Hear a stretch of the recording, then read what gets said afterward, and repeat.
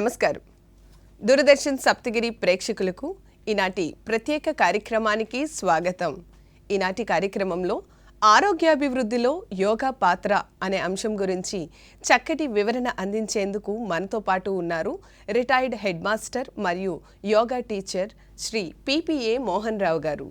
వారితో మాట్లాడి యోగా గురించి మరిన్ని వివరాలు తెలుసుకుందాం. నమస్కారం సార్. నమస్తే సార్. ఈరోజు మనం యోగా గురించి మరియు యోగా వలన ఎలాంటి ఆరోగ్యం అనేది దొరుకుతుంది అనే అంశం గురించి చర్చించుకోబోతున్నాం. సార్, ముందుగా యోగా చేస్తే చాలా మంచిది అని అంటూ ఉంటారు. అసలు ఈ యోగా అంటే ఏంటి సార్? యోగా అనేది పురాతన కాలం నుండి భారతీయ శాస్త్రంలో, భారతీయ సంస్కృతిలో, భారతీయ సంప్రదాయాల్లో అతి ముఖ్యమైంది. నేడు ప్రపంచం అంతా ఈ యోగా ద్వారా భారతదేశాన్ని గుర్తించగలిగింది. యోగా అనగా యుజ్ అనే సంస్కృత పదం నుంచి వచ్చింది. యుజ్ అనగా మనస్సుని, శరీరాన్ని సంయోగం చేసేదే యోగా. ఈ యోగాతో మనకి అనేక ప్రయోజనాలు ఉన్నాయి.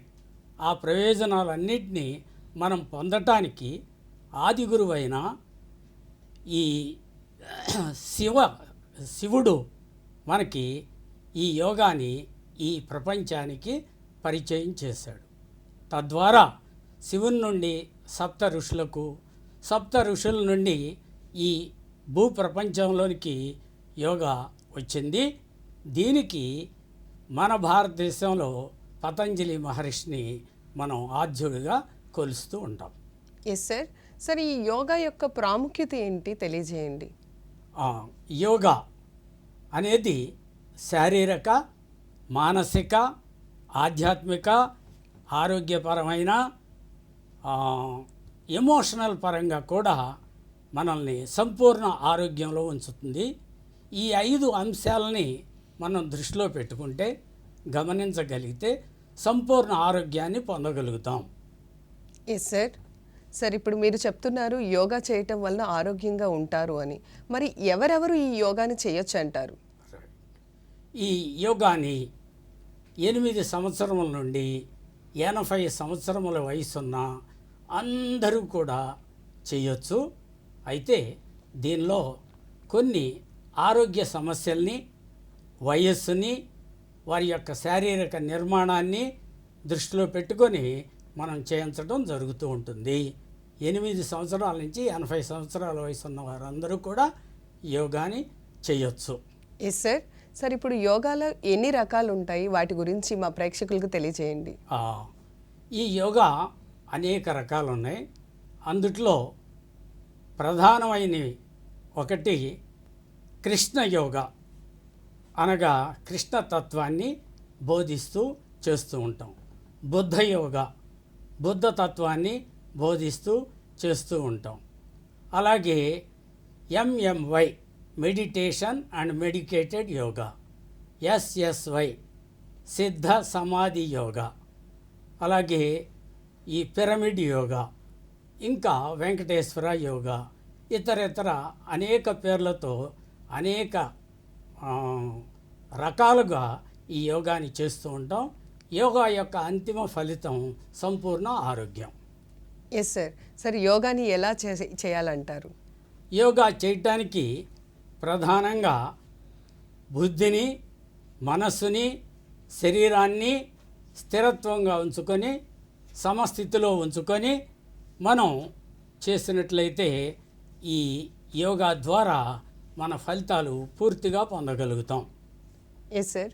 సార్, ఇప్పుడు యోగా చేయటం వలన శరీరానికి కలిగేటటువంటి ప్రయోజనాలు ఏంటంటారు? చక్కటి ప్రశ్న వేశారు. ఇది చాలా ముఖ్యమైనది. ఈ యోగా చేయటం మూలంగా మనలో ఉన్న అనేక రుగ్మతల్ని, రోగాల్ని నివారించుకొనవచ్చు. ప్రధానంగా నేటి ప్రపంచంలో మధుమేహ వ్యాధి అనేది చాలా ఎక్కువ మందిలో ఉంది. ముఖ్యంగా ఆంధ్రప్రదేశ్లో ఇది ఒక డయాబెటిక్ సెంటర్గా తయారైంది. ఈ డయాబెటిజంని నిర్మూలించవచ్చు. అలాగే బీపీని చక్కగా నిర్మూలించుకొని హ్యాపీగా ఉండవచ్చు. ఇంకా థైరాయిడ్ ప్రాబ్లంని తగ్గించుకొనవచ్చు. మన శరీరంలో ఉండే అధిక కొవ్వుని తగ్గించుకోవచ్చు, పొట్టని తగ్గించుకోవచ్చు.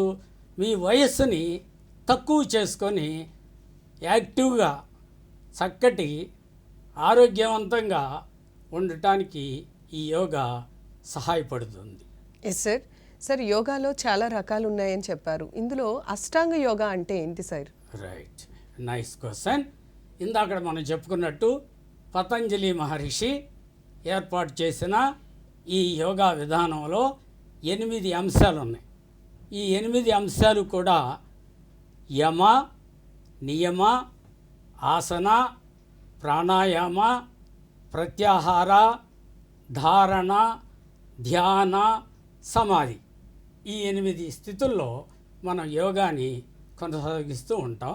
ఇది పరిపూర్ణ ఆరోగ్యాన్ని కల్పించడానికి అవకాశం ఉంది. Yes sir. సార్, యోగా ఎంత సమయం చేయాలంటారు?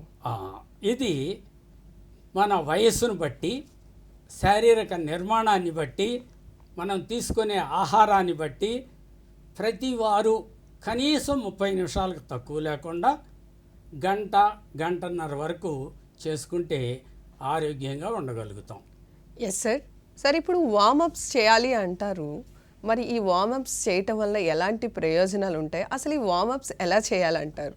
రైట్, వార్మప్స్ అనగా మన శరీరాన్ని ఈ యోగా చేయటానికి సంసిద్ధం చేయటం. ఈ వార్మప్స్ అనేవి మన అరికాల నుండి శిరస్సు వరకు శరీర అవయవాలన్నిటినీ కదుపుతూ వాటిని సక్రమమైన స్థితిలోకి తీసుకురావటానికి మనం చేసే చిన్న వ్యాయామమే వార్మప్స్ అంటాం.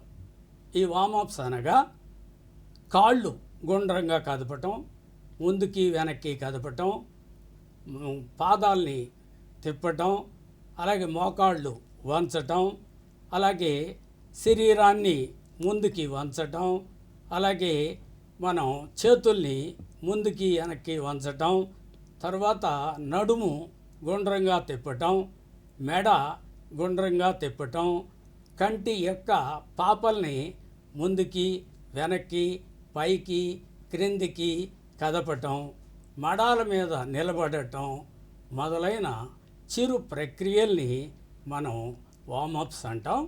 ఈ వార్మప్స్ చేయటం మూలంగా మన శరీరం సమతుల స్థితికి చేరి మనం చేసే ఆసనాలకి సులభంగా సుఖంగా చేయగలగటానికి సహాయపడుతుంది. Yes sir. సార్, ఇప్పుడు యోగాకి ఎక్సర్సైజ్కి తేడా ఏంటి సార్? ఎక్సలెంట్. యోగా, ఎక్సర్సైజ్ ఈ రెండిటికి భేదం తెలియకుండా చాలామంది కొన్ని సంవత్సరాల పాటు చేస్తూ ఉన్నారు. ఈ ఎక్సర్సైజ్ అంటే తాత్కాలికంగా శరీర అవయవాల్ని నెమ్మదిగా కదుపుకుంటూ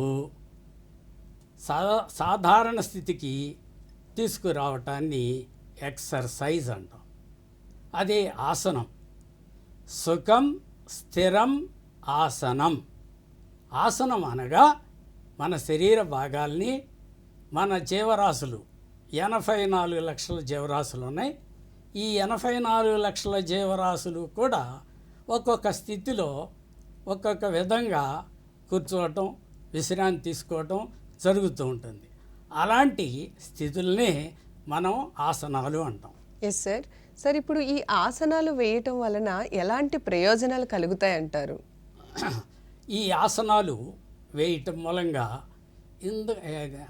ఇంతకు ముందు మనం చెప్పుకున్నట్లుగా మనకున్న శరీర రుగ్మతలన్నిటినీ తొలగించుకోవచ్చు. అయితే ఈ రుగ్మతలు అనేక రకాలు ఉన్నాయి. ఈ అనేక రకాల రుగ్మతల్ని తొలగించటానికి మనం ఉదాహరణకి చేతుల్లో పట్టుతం తక్కువగా ఉంది, చేతికి సంబంధించిన వ్యాయామం చేయటం, ఆసనాలు వేయటం. అలాగే భుజాలు బిగుసుకుపోతాయి, ఫ్రోజన్ షోల్డర్స్ అంటాం. ఈ భుజాలు బిగుసుకుపోయే వారికి ఈ చేతులు రొటేట్ చేస్తూ గుండ్రంగా తీసుకెడుతూ సవ్య దిశలోనూ అపసవ్య దిశలోనూ చలనాన్ని కల్పించినట్లయితే ఆ షోల్డర్ దగ్గర ఉండే జాయింట్స్ ఫ్రీ అవటానికి అవకాశం ఉంది. Yes, అలాగే పొట్టకు సంబంధించి మన శరీరంలో ఉన్న కొవ్వు పొట్టలో పేరుకొని అక్కడ చర్మం బాగా దళసరిగా తయారవుతుంది. దాన్ని నివారించడానికి బోర్లా పడుకుని రకరకాల ఆసనాలు వేస్తే ఆ పొట్ట ముందుగా మెత్తబడుతుంది. మెత్తబడిన తర్వాత తగ్గటం కొవ్వు కరిగిపోవటం, స్మార్ట్గా తయారవటానికి అవకాశం ఉంటుంది. బీపీ అనేది ఇవాళ సాధారణంగా 160% ప్రజల్లో ఉంది. ఈ బీపీ రావటానికి అనేక కారణాలు ఉన్నాయి. మొట్టమొదటిది మానసిక స్థితి, రెండోది మీరు తీసుకునే ఆహారం, మూడోది మీరు నివసించే ప్రదేశం, నాలుగోది మీ పరిసరాల్లో ఉన్న ఈ ప్రజలతో మీరు ఏర్పాటు చేసుకున్న సంబంధాలు.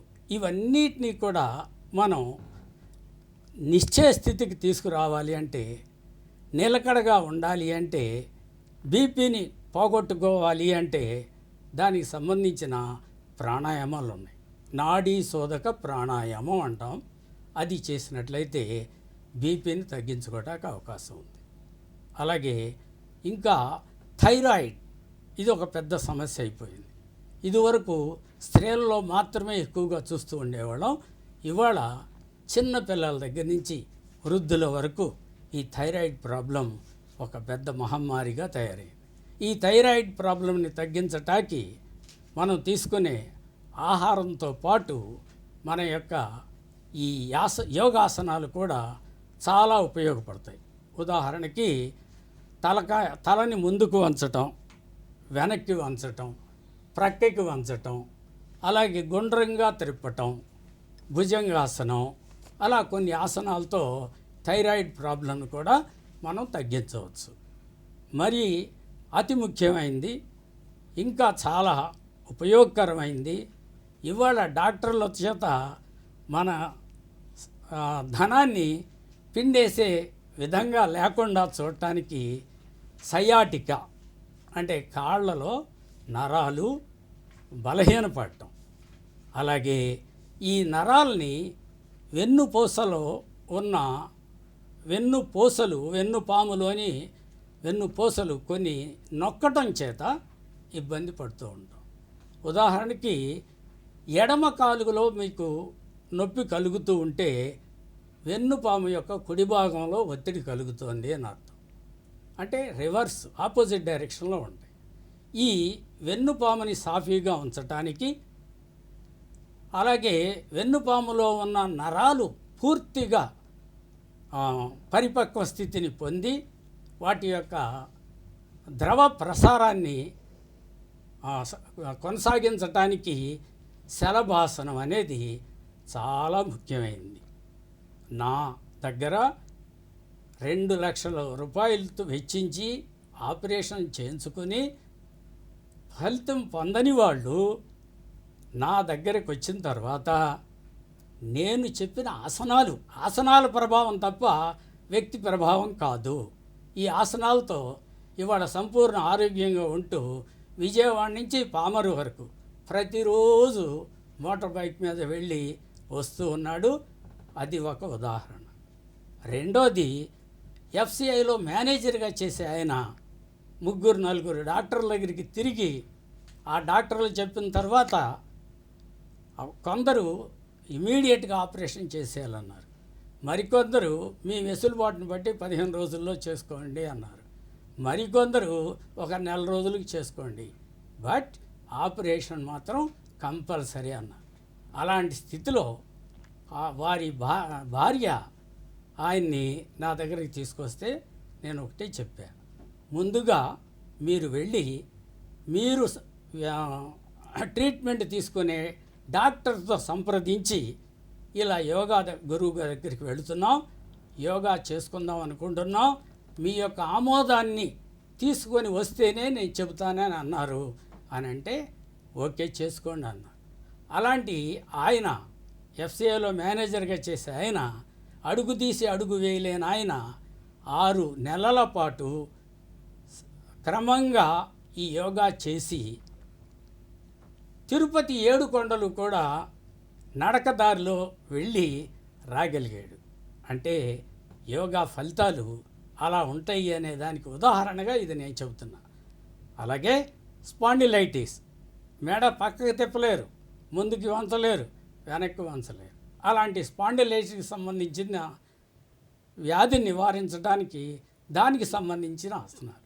ఇలా మన శరీరంలో వచ్చే అన్ని రకాల రోగాలని నయం చేయడానికి అనువైన ఆసనాలు అనేకం ఉన్నాయి. దేనికి సంబంధించింది దానికి చేస్తూ ఉంటే సంపూర్ణ ఆరోగ్యాన్ని పొందడానికి అవకాశం ఉంటుంది. Yes sir.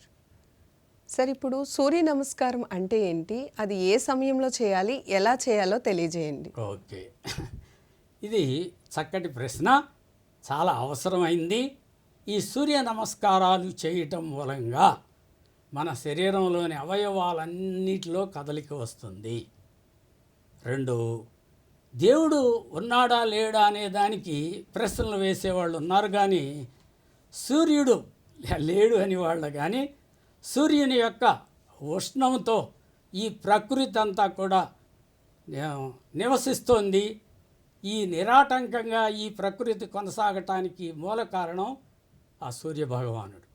కాబట్టి ఆ సూర్యభగవానుడిని మనం తలుసుకుంటూ ఉదయం పూట సాధారణంగా ఉదయం 4:30-5 గంటల నుండి 7 గంటలు 7:30 వరకు మనం ఈ యోగా ఆసనాలు, సూర్య నమస్కారాలు చేసుకోవటానికి అనువైన ప్రదేశం, అనువైన సమయం.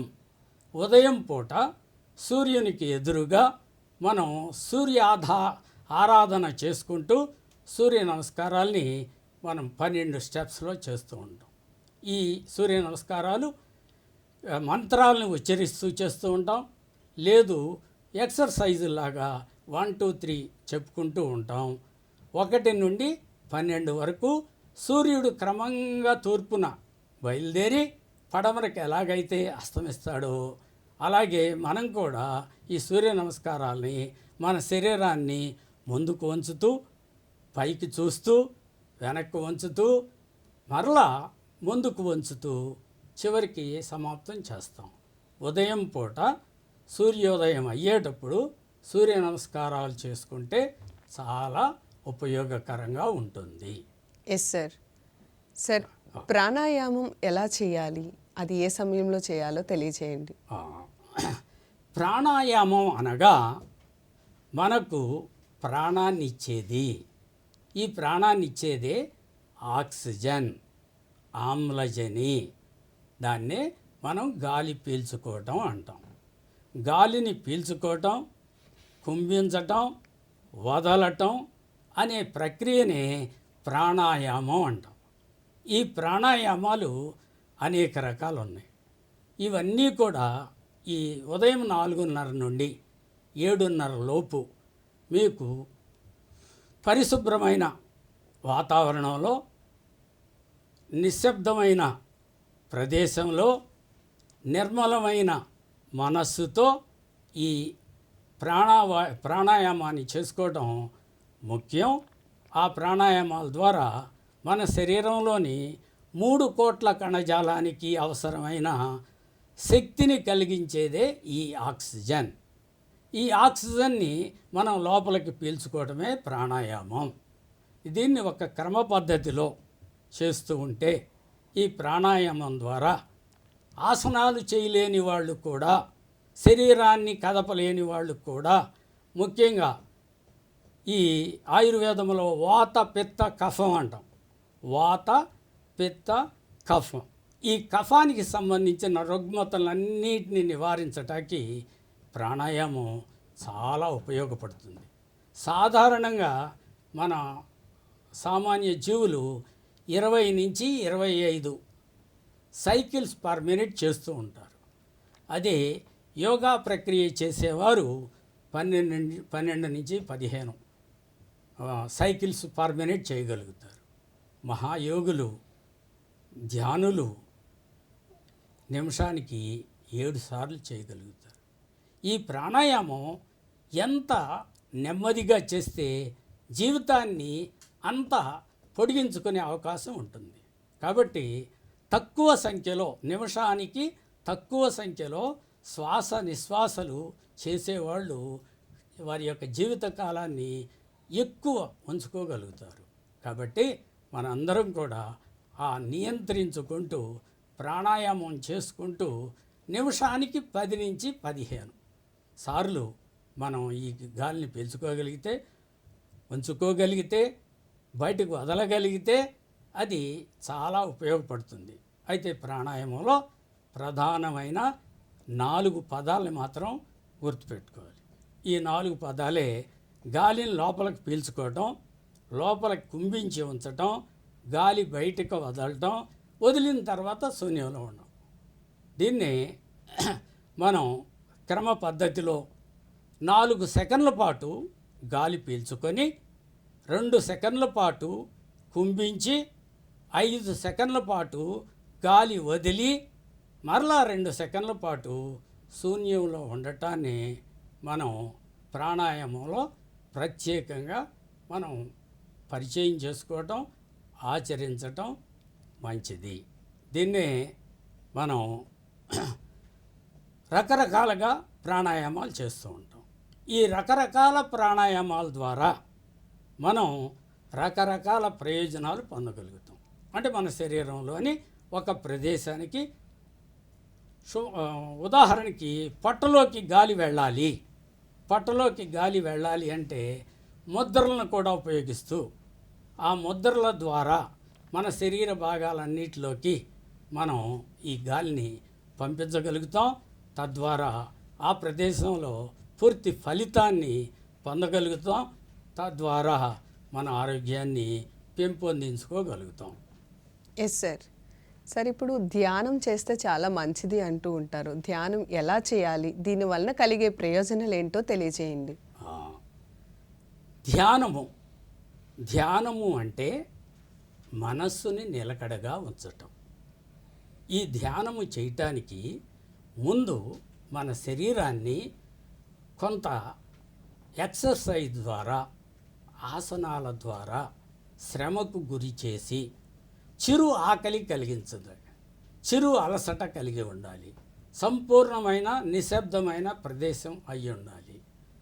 అలాగే పూజనీయమైన భావం ఉండాలి. అలాంటి స్థితిలో, అలాంటి ప్రదేశంలో, ముఖ్యంగా దేవుడి గదిలో ఈ ధ్యానం చేసుకుంటే మనకి చాలా ఉపయోగకరంగా ఉంటుంది.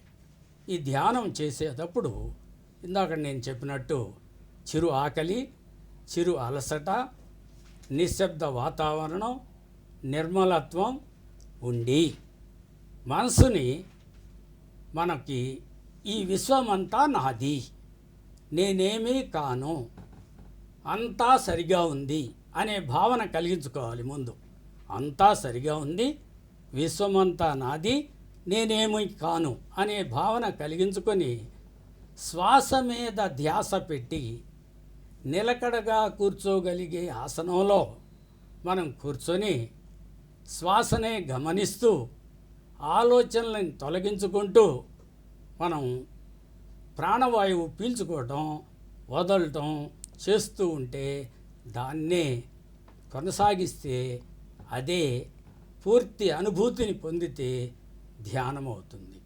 ధ్యానము అనగా మనకు తెలిసిన స్థితిలో మనం ఉండటం. మన మైండ్ 3 స్థితుల్లో ఉంటుంది. ఒకటి కాన్షియస్, రెండోది సబ్ కాన్షియస్, మూడోది అన్కాన్షియస్. సబ్ కాన్షియస్ స్థితిలో మనం ఉండి, అంటే తెలిసి తెలియని స్థితిగా ఉంటుంది, ఉండి ఆలోచనలు తొలగించుకుంటూ శ్వాస మీద ధ్యాసను కల్పించుకొని మనం చేసేదాన్నే ధ్యానము అంటాం.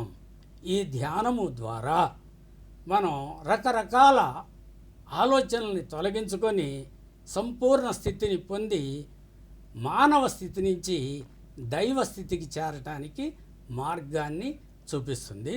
కాబట్టి ధ్యానము చాలా ముఖ్యమైనది. ఈరోజు ఇవాళ బీపీలు, షుగర్లు, అలాగే నిశ్చలత్వం లేకపోవటం, నిలకడగా ఉండకపోవటం, స్వభావాన్ని సక్రమైన స్థితిలో చేసుకోవటానికి ధ్యానం చాలా ఉపయోగపడుతుంది. Yes sir. సార్, సాధారణంగా వెయిట్ గెయిన్ అయ్యేదానికి కానీ వెయిట్ లాస్ అయ్యేదానికి కానీ జిమ్కి వర్కౌట్స్కి అలా వెళ్తూ ఉంటారు. సార్, ఇలా కాకుండా యోగా ద్వారా ఎలా ఈ వెయిట్ని కంట్రోల్ చేయొచ్చు అంటారు? ఎక్సలెంట్. ఈరోజు మన జీవన ప్రమాణం పెరగటం, ఈ డబ్బు యొక్క స్థితి పెరగటంతో ఎక్కువ మంది అవసరం ఉన్నా లేకపోయినా ప్రకృతిలో మనకు అందుబాటులో ఉన్న ఈ సెంటర్స్, జిమ్ సెంటర్స్ అని కానీ, లేకపోతేనేమో ఏరోబిక్ సెంటర్స్ అని కానీ, అలాగే ధ్యాన కేంద్రాలు కానీ, రకరకాల ప్రదేశాలకు వెళ్తున్నాం. సంతోషం. మన శరీరంలో ఉన్న బరువు క్రమంగా తగ్గితే ఆరోగ్యానికి మంచిది. సడన్గా తగ్గితే ఆరోగ్యానికి అంత మంచిది కాదు. మరి ఇది ఏ క్రియలో వస్తుంది? మనం జిమ్కి వెళ్తాం. ఈ జిమ్కి వెళ్తే మన యొక్క శక్తి ఎక్కువగా ఉత్పత్తి అవ్వటం, బాగా శ్రమించటం, మనలో ఉన్న శక్తి క్యాలరీస్ రూపంలో కరిగిపోవటం, త్వరగా బరువు తగ్గటం జరుగుతుంది. అయితే దాన్ని కొనసాగించుకోకపోతే తిరిగి పూర్వం ఉన్న బరువు కంటే ఇంకా పెరిగే అవకాశం వస్తుంది.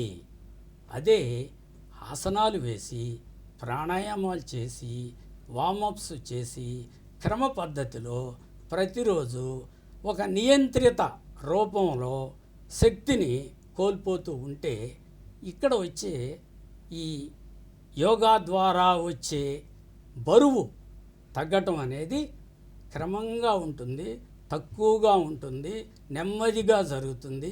ఇది శాశ్వతంగా ఉంటుంది.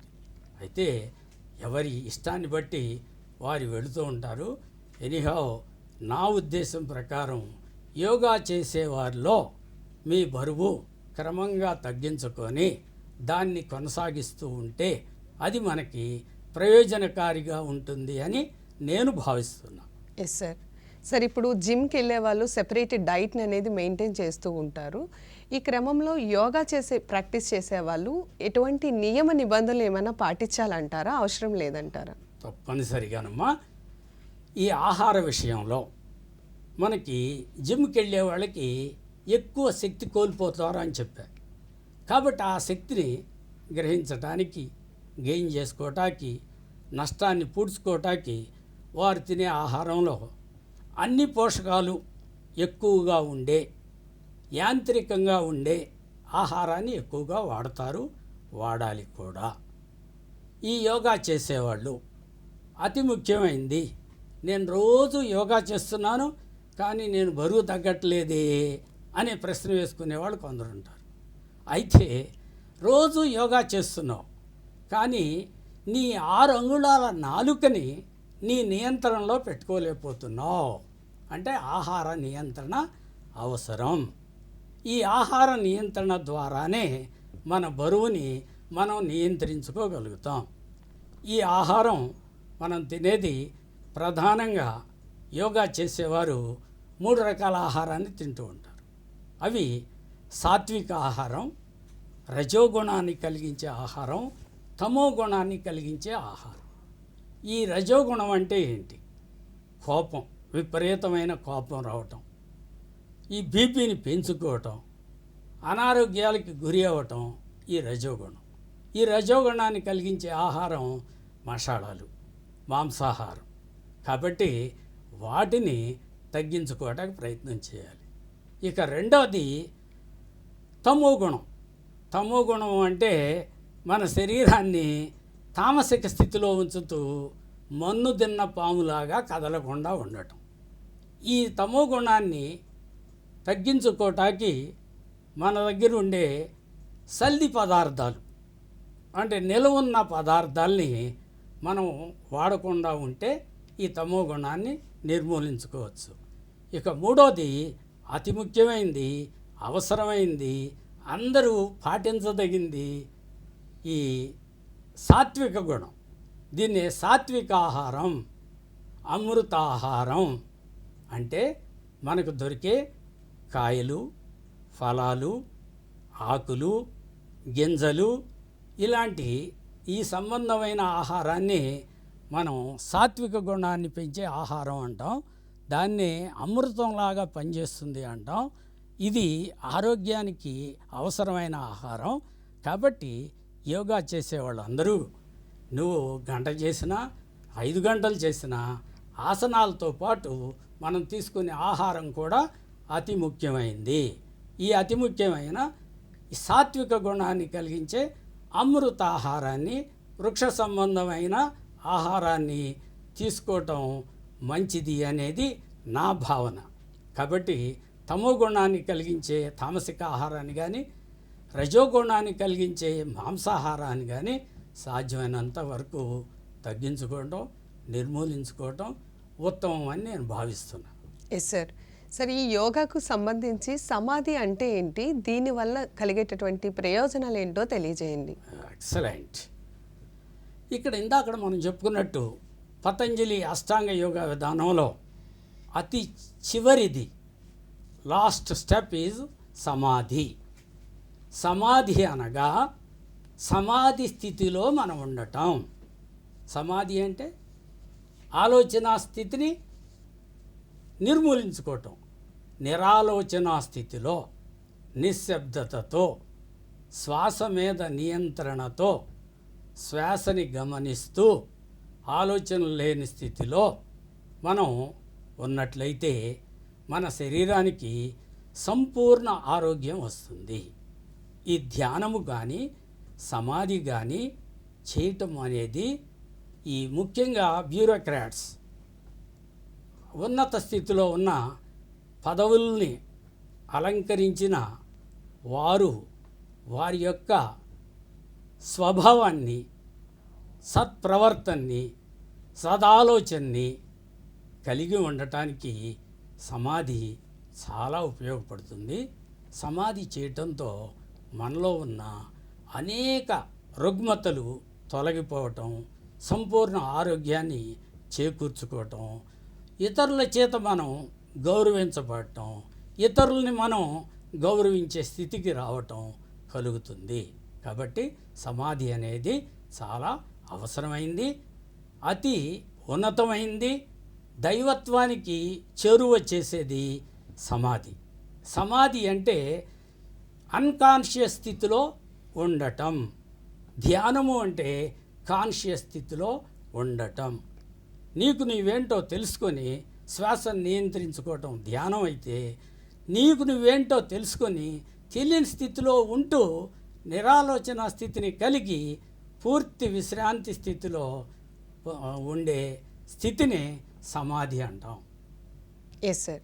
సార్, ఇప్పుడు ప్రెగ్నెంట్ లేడీస్ కన్సీవ్ అయిన దగ్గర నుంచి డెలివరీ వరకు ఈ యొక్క యోగా ఆసనాలు ఎలాంటివి వేస్తే వారికి మంచి ఉపయోగం ఉంటుందంటారు, తెలియజేయండి. ఎక్సలెంట్. ఇవాళ ఈ సమాజంలో సగభాగం స్త్రీలు, ఈ సగభాగం స్త్రీలలో కూడా ప్రెగ్నెన్సీ, గర్భధారణ జరిగిన తర్వాత వారి ఆరోగ్యంతో పాటు కడుపులో పెరిగే బిడ్డ ఆరోగ్యాన్ని కూడా మనం ముఖ్యంగా గమనిస్తూ ఉంటాం. కాబట్టి బిడ్డ ఆరోగ్యం సక్రమంగా ఉండటానికి తల్లి చక్కటి వ్యాయామం చేయాలి. ఆ వ్యాయామమే మనం యోగా అంటాం. ఈ యోగాలో ఒత్తిడిని కలిగించే ఆసనాలు, వారికి ఇబ్బంది కలిగే ఆసనాలు వేయకోకుండా చేతులు కదపటం, కాళ్ళు కదపటం, నడక ఆరోగ్యాన్ని కలిగిస్తాయి. అలాగే ఇందాకట చెప్పుకున్న సాత్విక ఆహారాన్ని తీసుకోవటం కూడా మేలును కలిగిస్తుంది.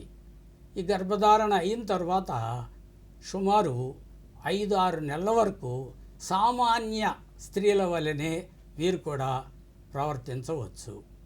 అన్ని రకాల ప్రక్రియల్ని చేయొచ్చు.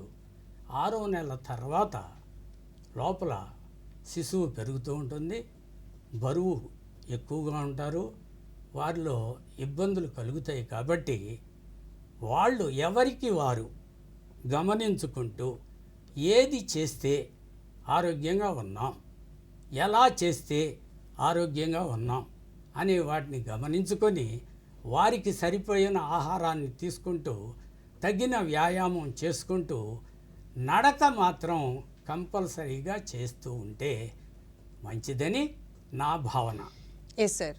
సార్, ఇప్పుడు బాడీకి కొంత కొలెస్ట్రాల్ అనేవి కావాలి, కొన్ని బ్యాడ్ కొలెస్ట్రాల్ అనేవి వాటిని కన్జ్యూమ్ చేసే విధంగా ఉండాలి. సో వీటికి సంబంధించి ఎలాంటి ఆసనాలు కానీ యోగా కానీ మనం చేయాలంటారు? ఇక్కడ కొలెస్ట్రాల్ దానికోసం అనేక రకాలైన మందులు వాడుతూ ఉన్నాం. ఈ మందులు వాడటంతో సైడ్ ఎఫెక్ట్స్ వస్తూ ఉన్నాయి. ఈ సైడ్ ఎఫెక్ట్స్తో ఇతర రకాల రోగాలకి మూలమవుతుంది. ఇవన్నీ నిర్మూలించుకోవాలి అని అంటే మనం సంపూర్ణ ఆహారం అంటే మనకి అవసరమైన పిండి పదార్థాలు కానీ, మాంసకృతులు కానీ, క్రొవ్వులు కానీ, ఖనిజ లవణాలు కానీ, విటమిన్లను కానీ అనువైన రీతిలో ఉండే ఆహారాన్ని తీసుకోవటం చేత మనకి సంపూర్ణ ఆరోగ్యాన్ని పొందగలుగుతాం. ఈ ఆరోగ్యాన్ని మనం పరిరక్షించుకునే విధానంలో మనం ఎంత ఆహారం తింటున్నాం, దానిలో ఇందాక మనం చెప్పుకున్న ఈ పోషక పదార్థాలన్నీ ఏ ఏ నిష్పత్తుల్లో ఉంటున్నాయి, వీటిని మనం తగ్గించుకుంటే ఈ కొలెస్ట్రాల్ తగ్గుతున్నాయని ముఖ్యంగా తెలిసిందే. క్రొవ్వులు, ఈ క్రొవ్వులు అనే వాటిని మనం తగ్గించుకున్నట్లయితే ఈ నూనెలు, క్రొవ్వులు, క్రొవ్వు సంబంధమైన పదార్థాలని మనం తగ్గించుకుంటూ మాంసకృత్తుల్ని పెంచుకుంటూ, అదే డయాబెటిక్స్ అయితే పిండి పదార్థాలని కూడా తగ్గించుకుంటూ తగిన పరిమాణంలో నీటిని తీసుకుంటూ ఇవన్నీ మన శరీరం గ్రహించే స్థితిలో మన శరీరాన్ని వ్యాయామాలు, ఆసనాల ద్వారా కదుపుకుంటూ మనం చేస్తే మనకి ఆరోగ్యం చేకూరుతుంది, కొలెస్ట్రాల్ శాతం తగ్గుతుంది, సంపూర్ణంగా ఆనందంగా ఉండగలుగుతాం. Yes sir. సరే, ఈ షట్చక్రాలు అంటే ఏంటి, వీటిని వలన ఎలాంటి ప్రయోజనాలు కలుగుతాయి అంటారు? ఓకే, ఈ మానవ శరీరంలోని 72,000 నాడులు కూడా సక్రమంగా పనిచేస్తూ ఉండాలి. ఈ నాడులన్నీ సక్రమంగా పనిచేయటానికి అతి ముఖ్యమైనది, దీన్ని నియంత్రించేది మెదడు. మెదడు నుండి శరీర భాగాలకి వచ్చే ఈ నాడులన్నీ కూడా వెన్నుపాము ద్వారా వస్తూ ఉంటాయి. ఈ వచ్చే నాడుల్లో ప్రధానమైనవి 3 నాడులు: ఇడ, పింగళ, సుషుమ్న. ఈ 3 నాడులు కూడా మన స్త్రీ యొక్క జడలోని 3 పాయిల్లాగా వంపులు తిరుగుతూ వస్తూ ఉంటాయి. ఈ వంపులు తిరుగుతూ వచ్చే ఈ నాడుల యొక్క సమూహాలు మన వెన్నుపాములో 6 చోట్ల చక్కటి కేంద్రాలుగా తయారవుతాయి. వాటినే చక్రాలు అంటాం. ఈ చక్రాలు, ఒక్కొక్క చక్రం ఒక్కొక్క మానవ నిర్మితాన్ని నియంత్రణలో ఉంచుతుంది. వీటినే షట్చక్రాలు. ఆ షట్చక్రాల్లో అతి ప్రధానమైనది మొదటిది మూలాధారం. ఇది వెన్నుపూసల యొక్క చివరి భాగంలో ఉంటుంది. ఈ మూలాధారం మనకి ఆరోగ్యాన్ని సమకూర్చడంలో సహాయపడుతుంది. అలాగే మూలాధారం తర్వాత స్వాధిష్టానం, మణిపూరకం, అనాహతం, విశుద్ధ చక్రం, ఆజ్ఞాచక్రం, చివరిది సహస్రారం. ఈ తల మీద మాడు భాగంలో ఉండేదాన్నే సహస్రారం అంటాం. ఈ చక్రాలన్నీ కూడా ఇందాక మనం చెప్పుకున్న 3 నాడుల యొక్క కలయికతో ఏర్పడిన ప్రదేశాలు. ఒక్కొక్క చక్రం ఒక్కొక్క శరీర భాగాల్ని నియంత్రిస్తూ, కంట్రోల్ చేస్తూ మన ఆరోగ్యానికి సహాయపడుతూ ఉంటుంది. అది మన జీర్ణశక్తిని సహాయకరించేది, తర్వాత మలమూత్రాలను విసర్జించడానికి ఉపయోగపడేది, తర్వాత ఈ రిప్రొడక్టివ్ సిస్టమ్ అంటే శిశు జననానికి ఏర్పాటయ్యేది, హృదయాన్ని నియంత్రించేది, ఊపిరితిత్తుల్ని నియంత్రించేది, మనస్సుని నిలకడగా ఉంచేది ఈ చక్రాల్లోని ప్రధాన భాగాలు. ఇవి మన షట్చక్రాలు కూడా శరీర ఆరోగ్యానికి అతి ముఖ్యమైనవి, ఉపయోగకరమైనవి. విధానపరంగా వీటిని మనం యాక్టివేట్ చేసుకుంటూ పోతే అది ఆరోగ్యాన్ని ఇస్తుంది. Yes sir. సార్, ఇప్పుడు లివర్కి సంబంధించి అనారోగ్యంతో ఉన్నవారికి మీరు సజెస్ట్ చేసేటటువంటి యోగా ఆసనాల గురించి తెలియజేయండి. ఓకే. ఈ లివర్లో వచ్చే రుగ్మతలు, ఆ లివర్లోకి అధిక కొవ్వు చేరి మనం తిన్న ఆహారంలోని పిండి పదార్థాలన్నీ ఎక్కువయ్యి అది నిలవుండి అది మన లివర్ని పెంచటం జరుగుతూ ఉంటుంది. ఈ లివర్లో ఎక్కువగా ఉంటే ఫ్యాటీ లివర్ అంటాం. ఈ లివర్ని క్రమ పద్ధతిలో ఉంచాలి అంటే ఎక్కువ ఆహారాన్ని, మనం బ్యాంకులో డబ్బులు అయితే ఎంత ఎక్కువ దాస్తే అంత ధనవంతుడు. కానీ ఇక్కడ మన శరీరంలో ఉన్న అధికమైన ఈ కార్బోహైడ్రేట్స్ని ఎక్కువగా నిల్వ ఉంచిన కొద్దీ రోగాలకి కారణం అవుతుంది. కాబట్టి మనం తినే ఆహారంలోనే అధికంగా ఉండే ఆహారం కాకుండా నియంత్రణగా ఉండే ఆహారం, శరీరానికి ఉపయోగపడే పరిమాణంలో ఉన్న పదార్థాలని మనం భుజిస్తూ మనం తిన్న ఆహారం ప్రతిరోజు సంపూర్ణంగా జీర్ణక్రియ జరిగి ఈ మలమూత్రాలు బయటికి వెళ్ళిపోయే రూపంలోనూ గమనించుకుంటూ ఉన్న ఆహారం తినాలి. సాత్విక ఆహారం దీనికి మంచిది అని నేను భావిస్తాను. Yes sir. సార్, సాధారణంగా ఈ వజ్రాసనం, పద్మాసనం ఇవి వేస్తే గనక వాకింగ్ కూడా చేయాల్సినటువంటి అవసరం లేదు అంటూ ఉంటారు. ఇది నిజమంటారా? ఇక్కడ కూర్చుని చేసే ఆసనాల్లో ప్రధానమైనవి వజ్రాసనం, పద్మాసనం, సుఖాసనం. ఈ వజ్రాసనం అనేది పేరులోనే ఉంది, వజ్రం. ఈ వజ్రాసనం వేయటం మూలంగా మన జీర్ణక్రియ త్వరగా జరిగి బలమైన ఆహారం కూడా తక్కువ సమయంలో జీర్ణం అవటానికి అవకాశం ఉంది. ఈ తక్కువ సమయంలో జీర్ణం అవటానికి వజ్రాసనం సహాయపడుతుంది. అయితే వజ్రాసనం అందరూ వేయలేరు. వేయగలిగిన వాళ్ళు వజ్రాసనం ది బెస్ట్ వన్. వజ్రాసనం వేయలేని వాళ్ళు పద్మాసనం. ఈ పద్మ ఆకారంలో మనం ఉండటం చేత ఇందాక మనం చెప్పుకున్న చక్రాలన్నీ కూడా యాక్టివేట్ అయ్యి మన మనస్సు నిలకడగా ఉండి నిటారుగా కూర్చోవటం అనేది అతి ముఖ్యం. మనిషి వెన్నుముకని నిటారుగా ఉంచినట్లయితే అది ఎంతసేపు కూర్చున్నా మీకు నడువు నొప్పిని రానివ్వదు. యోగా చేసేవారు నిటారుగా కూర్చొని ఆసనాలు వేసుకుంటూ ఉంటే ఉపయోగకరంగా ఉంటుంది. కాబట్టి పద్మాసనం కూడా వజ్రాసనం అంత ప్రయోజనాన్ని కలిగిస్తుంది. కానీ ఎక్కువ సమయం పద్మాసనం కూడా వేయలేరు. అలాంటి వారు సుఖాసనంలో కూర్చుంటే మంచిది. కానీ ఆసనాలు పద్మాసనం, వజ్రాసనం, సుఖాసనంలో కూర్చుంటే వాకింగ్ ఫలితాలు సరిపోవు. కాబట్టి నడక అనేది కూడా ముఖ్యం.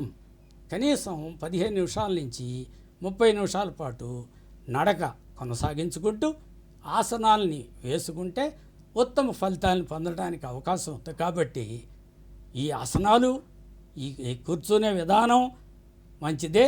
దాంతోపాటు 15 నిమిషాల నుంచి 30 నిమిషాల పాటు నడక కూడా మంచిది, చెయ్యాలి అనేది నా భావన. Yes sir. సార్, ఇప్పుడు యోగాలో చాలా ఆసనాలు, చాలా రకాలు ఉన్నాయి. వీటన్నిటిని చేయటం వలన శరీరానికి అన్ని రకాలుగా ఎటువంటి ఉపయోగాలు ఉంటాయో మరొకసారి తెలియజేయండి. ఓకే. ఈ యోగాలో పడుకుని చేసే ఆసనాలు కొన్ని.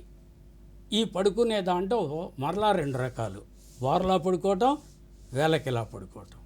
కూర్చొని చేసే ఆసనాలు కొన్ని, నిలబడి చేసే ఆసనాలు కొన్ని. ఈ 4 రకాల ఆసనాల్లో కూడా బోర్లా పడుకుని చేసే ఆసనాల్లో మనకి థైరాయిడ్ ప్రాబ్లంని తగ్గించటానికి ఉపయోగపడే ఆసనాలు ఉన్నాయి. అలాగే మరి పొట్టను తగ్గించే ఆసనాలు ఉన్నాయి. అలాగే కాళ్ళ నొప్పుల్ని తగ్గించే ఆసనాలు ఉన్నాయి. నడుము నొప్పిని తగ్గించే ఆసనాలు ఉన్నాయి. ఈ ఆసనాలన్నీ కూడా ఒక క్రమ పద్ధతిలో చేసుకుంటూ ఉంటే బోర్లా పడుకునే ఆసనాల్ని ముందు మనం సాధారణంగా ఆసనాల్లో బోర్లా పడుకుని చేసే ధనురాసన్, ధనస్సు ఆకారంలో మన శరీరం ఉంచుతాం. ఈ ధనుస్సు ఆకారంలో ఉన్న ధనురాసనం ద్వారా కాళ్ళలోని నరాల్లో, చేతుల్లోని నరాల్లో, వెన్నుపాములో పటుత్వం పెరుగుతుంది, బలం పెరుగుతుంది, పొట్ట తగ్గుతుంది. అలాగే భుజంగాసన్, భుజంగం పాము ఆకారంలో ఉండటం చేత థైరాయిడ్ ప్రాబ్లం తగ్గుతుంది, నడువు నొప్పి తగ్గుతుంది, కాళ్ళలో నరాలు పటుత్వాన్ని పెంచుకుంటాయి. కాబట్టి భుజంగాసనం ఆ విధంగా ఉపయోగపడితే, ధనురాసనం ఈ విధంగా ఉపయోగపడితే, మరి శలభాసనం ఇందాక మనం చెప్పుకున్నాం, సయాటికా, చాలా కాళ్ళలో బలం పోయి కాళ్ళు ఈడ్పు రోగం అంటాం, స్పర్శ తగ్గటం, ఇవన్నీ కూడా పోవటానికి అతి ముఖ్యమైనది శలభాసనం. శలభము అంటే మిడత ఆకారంలో మన కాళ్ళు పైకి లేపి మన ఆరోగ్యాన్ని సంపూర్ణంగా ఉండేటట్టు చేసుకోవటానికి సహాయపడుతుంది. ఇది శలభాసనం. ఎస్ సార్, కొన్ని ఆసనాలు నీళ్ళలో వేస్తూ ఉంటారు. మరి నీళ్ళలో వేసేటటువంటి ఆసనాల వలన ఎలాంటి ఉపయోగాలు ఉంటాయంటారు? Very nice. నీళ్లలో వేసే, ఇక్కడ మనం వ్యాయామం చెప్పుకున్నాం, నడక చెప్పుకున్నాం, ఆసనాలు చెప్పుకున్నాం. వీటికన్నిటికంటే ఉత్తమమైంది స్విమ్మింగ్. ఈత కొట్టడం ద్వారా మన శరీరంలో ఉన్న అధిక కొవ్వులు, ఈ అధిక క్యాలరీలు ఖర్చు అవుతాయి. అయితే అందరూ స్విమ్మింగ్ చేయలేరు. కాబట్టే దాని తర్వాత మనం నడక 400 రకాల ప్రయోజనాలను కలిగిస్తుంది. కాబట్టి నడక కూడా అందరూ చెయ్యాలి.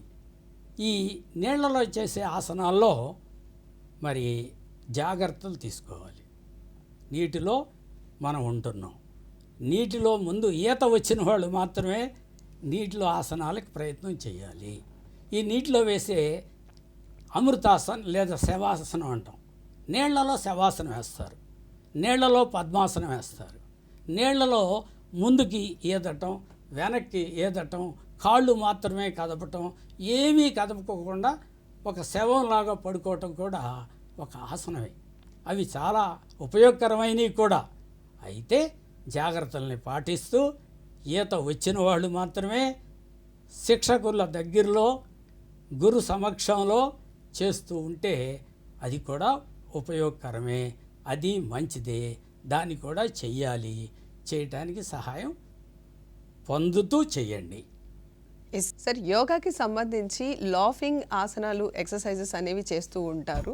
సో ఇది ఎలా చేయాలి, దీనివల్ల ఎలాంటి ప్రయోజనాలు ఉంటాయో తెలియజేయండి. Very good question. Laughing is also yoga. Yoga ఫలితాలన్నీ కూడా నవ్వుల ద్వారా కూడా మనం పొందవచ్చు. ఈ నవ్వులు పూర్వకాలం నవ్వితే 4 రకాల చేటు అనేవాళ్ళు. ఇవాళ నవ్వితే 40 రకాల ప్రయోజనాలు ఉన్నాయి. ఈ నవ్వు మన శరీరంలోని అవయవాలన్నిటినీ కదుపుతుంది, మనసుకి పూర్తి విశ్రాంతినిస్తుంది. మనకున్న కోపతాపాలు, ఆలోచనలు వాటినన్నిటినీ తొలగిస్తుంది. కాబట్టి లాఫింగ్ ఈజ్ ఎసెన్షియల్. నవ్వులు అనేవి మన జీవితంలో అతి ముఖ్యమైనవి. తప్పనిసరిగా అందరూ నవ్వండి. దీని మీద అనేక రకాల జోక్స్ కూడా వేసుకుంటూ ఉంటారు. ఆ జోక్స్తో నవ్వుకుంటే ఇంకా ఆనందంగా ఉంటుంది. మేము నవ్వేటప్పుడు ఈ నవ్వులుతో పాటు వేసే జోక్స్ని మీరు నవ్విచ్చే విధంగా వెయ్యండి అని చెబుతూ ఉంటాం. ఈ నవ్వు ద్వారా మన ముఖంలో ఉండే కండరాలు, గొంతులో ఉండే కండరాలు, ఊపిరితిత్తులు, పొట్ట సంబంధించిన కండరాలు అన్నీ కూడా రిలాక్స్ అవుతాయి. ఈ నవ్వుల కోసం ప్రతి నెల మే 1వ ఆదివారం ప్రపంచ నవ్వుల దినోత్సవం అనేది జరుపుతూ ఉంటాం. ప్రతి యోగా సెంటర్లోనూ నవ్వులు కూడా కొనసాగిస్తూ ఉంటారు. మేము మా సెంటర్లో ప్రతి ఆదివారం ఒక పావుగంట సేపు 8-9 రకాల నవ్వులు నవ్వుతూ ఉంటాం. ఈ నవ్వుల ద్వారా మనం ఆరోగ్యాన్ని పొందగలుగుతాం. కాబట్టి అందరూ నవ్వండి, నవ్వించండి, నవ్వుతూ జీవితాన్ని కొనసాగించండి. ఈ నవ్వులు హా హా ఆ హా హా, ఈ హి ఈ హి హి, ఊ హూ ఉహు హు, ఓ హో ఓహో హో, ఇది ఒక రకం నవ్వు. అలాగే మాయాబజార్లో అని ఈ ఎస్వి రంగారావుని గుర్తుపెట్టుకుంటూ లౌడర్ లాఫ్ అంటాం, బిగ్గరగా నవ్వటం.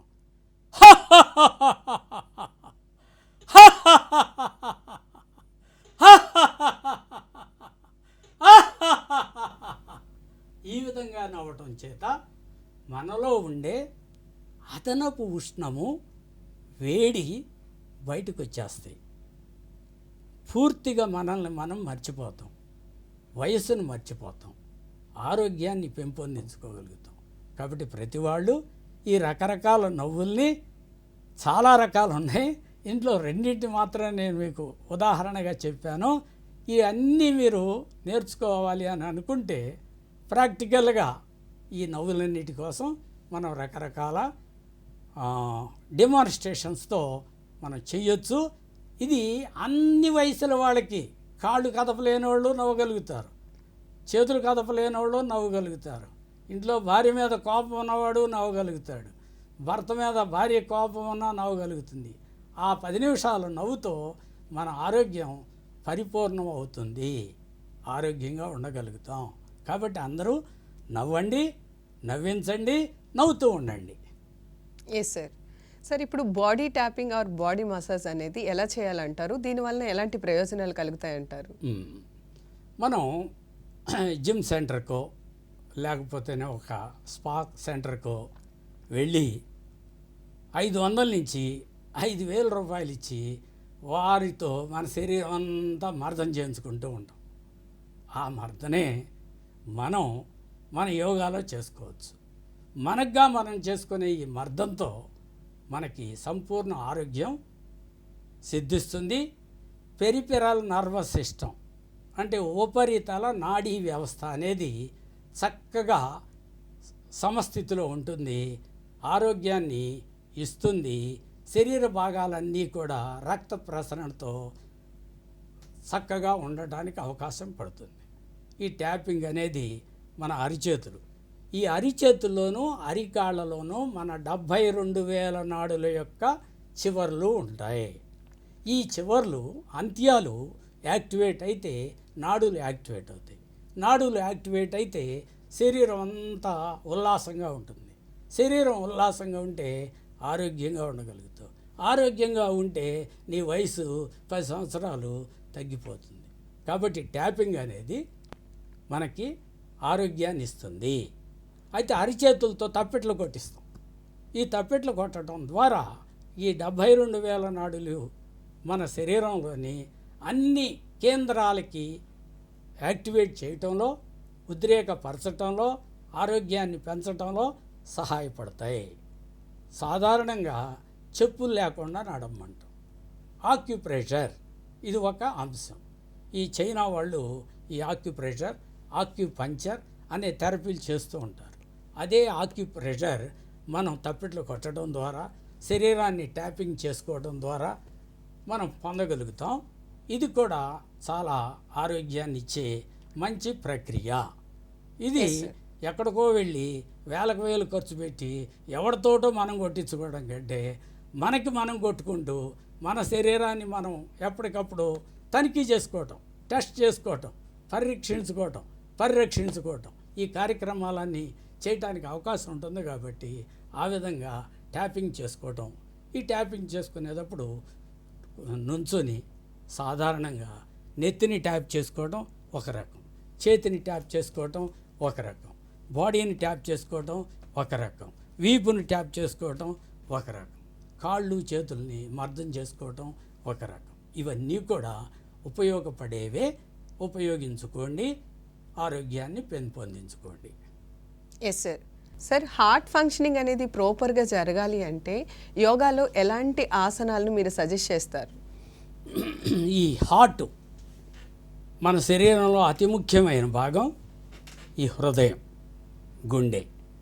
గుండెను పరిరక్షించుకోవటం అనేది మన బాధ్యత.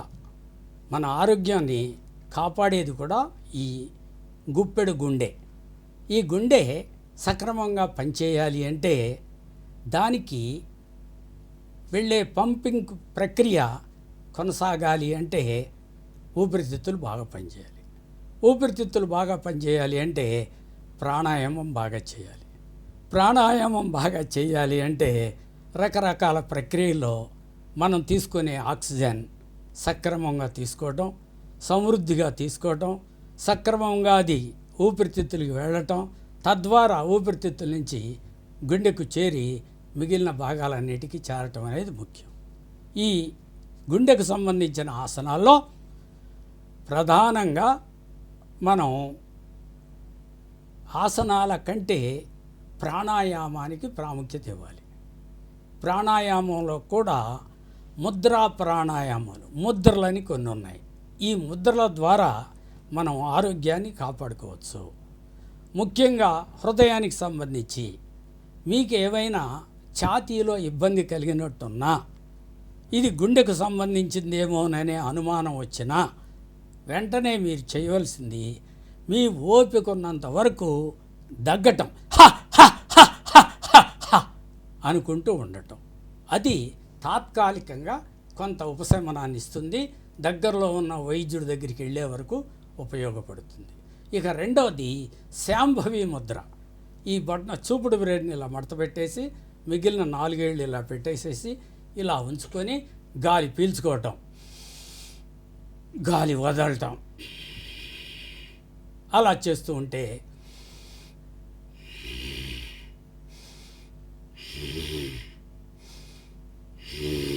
ఇలా చేసుకుంటూ ఉన్నట్లయితే మన హృదయం పరిపూర్ణ స్థితిలో ఉంటుంది. అలాగే ఈ ఆసనాలన్నీ కూడా హృదయానికి మంచి ఆరోగ్యాన్ని ఇస్తాయి. ఇంకా అతి ముఖ్యమైనది భస్త్రిక, కపాలభాతి అనే 2 ప్రాణాయామాలు ఉన్నాయి.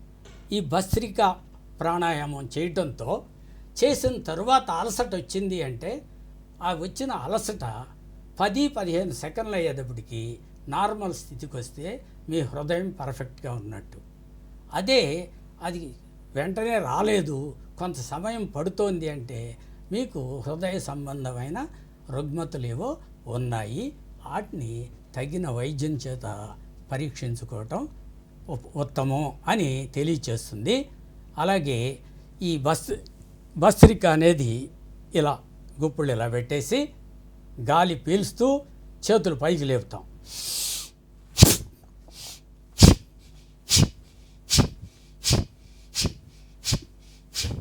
ఈ విధంగా 1 నిమిషం పాటు మీరు 60 నుంచి 90 సార్లు చేయగలిగితే, చేసిన తర్వాత మీ హృదయంలో వచ్చిన అలసట 10 సెకండ్లలో నార్మల్ స్థితికి వస్తే మీ హృదయం సంపూర్ణంగా ఉన్నట్టు. అదే 10 సెకండ్లలో అది నార్మల్ స్థితికి రాలేదు అంటే సంబంధిత పరీక్షలు తగిన వైద్యం చేత పరీక్షించుకోవటం ఉత్తమం. ఇది 45-50 సంవత్సరాల తర్వాత ఎక్కువ అవకాశాలు ఉంటాయి. కాబట్టి అలాంటి వాళ్ళు దీన్ని జాగ్రత్త పడండి అని నా యొక్క భావన. అయితే కేవలం దీన్నే చేసుకుంటూ మనకన్నీ వచ్చేసినాయి అనే భావన పెట్టుకోవద్దు. జీవించి ఉన్నంతకాలం విద్యార్థి. మనకు తెలిసినవి 10 మందికి చెప్పటం, 10 మంది దగ్గర నుంచి మనం నేర్చుకోవటం అనేది నిరంతరం ఉండాలి. నిరంతరం కొనసాగించాలి అనేది నా భావన. సార్ ప్రేక్షకుల తరపున మేము అడిగిన ప్రశ్నలకు చాలా చక్కటి సమాధానాలు తెలియజేసి ఆరోగ్యాభివృద్ధిలో యోగా పాత్ర గురించి పూర్తి అవగాహన కల్పించారు మోహన్ రావు గారు. ధన్యవాదాలు సార్. నమస్తే. ప్రేక్షకులందరికీ కూడా నమస్కారం.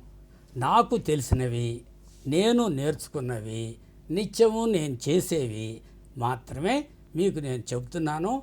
నా అభిప్రాయాలతో ఏకీభవించే వాళ్ళు ఉంటే ధన్యవాదాలు, విభేదించే వాళ్ళు ఉంటే మరి మన్నించండి అని కోరుతూ ఈ అవకాశాన్ని కల్పించిన సప్తగిరి ఛానల్ వారికి మరి ఒకసారి ధన్యవాదాలు తెలియజేస్తున్నా. ఒక చిన్న విన్నపం. విజయవాడలో సిద్ధార్థ ఇంజనీరింగ్ కాలేజీలో నిత్యం ఉచిత యోగా శిక్షణ ఇస్తూ ఉన్నాను. ఎవరికైనా ఎప్పుడైనా ఎలాంటి అవకాశం ఉన్నా ఉపయోగించుకోవాలనుకుంటే వచ్చి ఉపయోగించుకోండి అని విజ్ఞప్తి చేస్తున్నా. థ్యాంక్ యూ అనడా. ఇవండి ఈ వారం ప్రత్యేక కార్యక్రమం. మరొక చక్కటి అంశంతో మళ్ళీ మీ ముందుంటాం. చూస్తూనే ఉండండి దూరదర్శన్ సప్తగిరి. నమస్కారం.